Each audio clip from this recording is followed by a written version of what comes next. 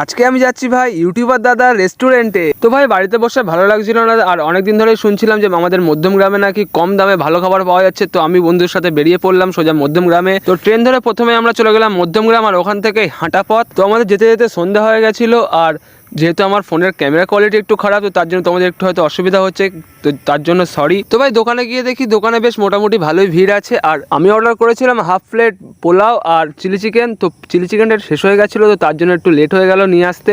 আর তোমরা দোকানের ভিতরের অ্যাম্বিয়েন্সটা দেখেছো কত সুন্দর। আর আমি যেহেতু একজন ইউটিউবারের রেস্টুরেন্টে খাবার খেতে এসেছি, তো তার জন্য আমি খুবই এক্সাইটেড আছি যে খাবারটা টেস্ট কেমন হবে।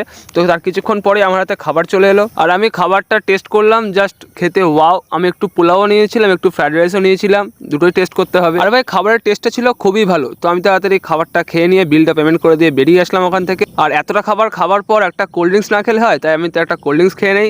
দেখা হচ্ছে পরের ভিডিওতে। Tata, bye bye.